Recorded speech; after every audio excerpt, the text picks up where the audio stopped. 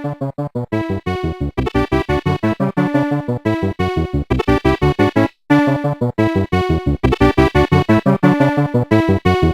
everyone, this is BioPhoenix here, and today we're going to be taking a look at a movie license game called The Hunt for Red October. And before saying any more, you really gotta wonder, how the fuck do you make this into a video game? Well, before going any more further details, here it is.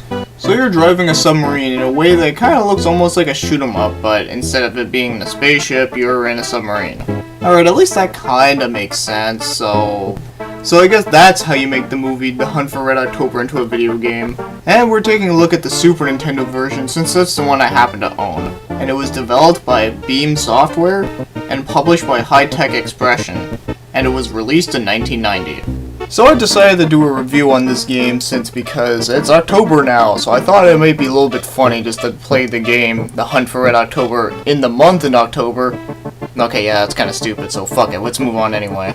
So the story in this game, well, it doesn't really explain much though, but I guess you can assume that it's pretty much like the movie, so if you've seen the movie before, then you pretty much know what this game is going to be about. And are you using Sean Connery in this game? Well, I guess you can assume that he's the one driving the submarine, so I don't really think we need to explain much about the story. Now, yes, as I explained before, this is kinda like a shoot 'em up, but you're in the water. So let me explain the controls in this game, and I have to say, they're at least okay.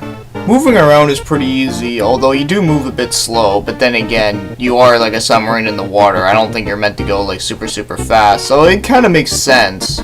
Now as for the shooting in this game, well, you shoot by using 4 of the buttons on the Super Nintendo controller. Y shoots straight, X shoots straight up, B shoots diagonally down, and A shoots up as in an arc. Yeah, much like The Rock in Friday the 13th. In fact, that is like one of the most useless shots that you can use in the game. Except for at one point in the game it is kinda useful. But for the most part, you really don't want to use it that much.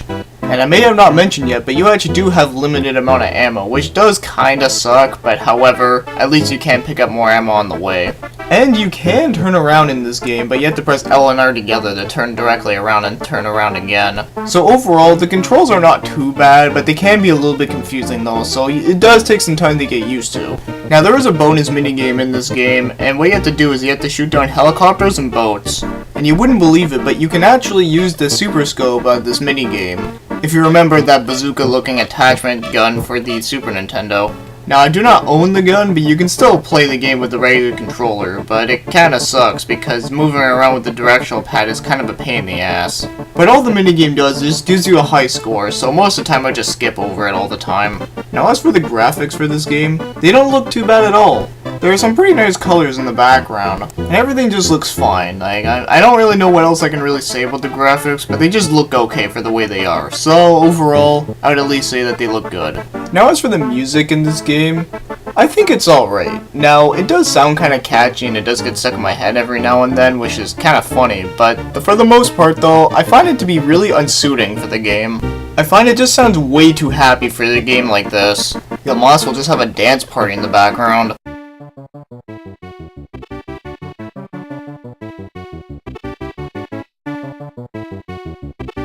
But other than that, I'd at least say that the music is alright. It's just really random for a game like this.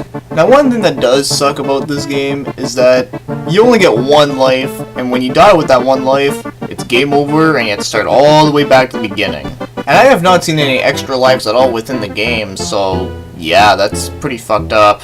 And another thing that sucks is that you only gain a little bit of health back. Thankfully, they are generous enough to at least give us a little bit, but it would be nice if there was like full health recovery though, since this game is already pretty hard as it is.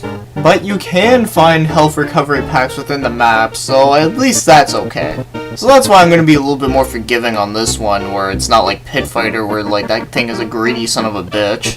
And one last thing that does kind of piss me off with this game is that these boss parts where you have to destroy the base is a pain in the ass because they shoot a million missiles at you and it's really hard to avoid. So yeah, it's really hard, especially the fact that you have to use that stupid crooked shot. So the game's pretty difficult, but it is at least playable. Now, if you want to buy this game, it costs around either $5 to $8, so it's like super cheap. And apparently the Japanese version of this game has cost like $15 to $20, which is kind of weird to think about, but whatever. The game is pretty cheap and affordable, and I've only seen this game once, and that one time that I've seen it, I actually picked it up not too long ago for $2, so yay me. Now, if I were to rate this game, I'd have to give it a 6 out of 10. It's actually not a bad game. It's just kind of random. And I was not really suspecting much since I thought this was going to be some kind of like shitty movie license game. But it's actually a lot better than that. Now sure, this game is not going to like blow your mind out of anything, but it's at least decent and it's playable. And quite challenging as well. And of course this shooter is not going to be anything like such as like R-Type for an example, but it's at least alright. Also, there is an NES and a Game Boy version, you wouldn't believe it, but I'm just going to end things here since this is the one that I'm most familiar with. So yeah, this game was really not suspecting anything, but hey, not bad. So anyways, I hope you enjoyed this video, thanks for watching and commenting.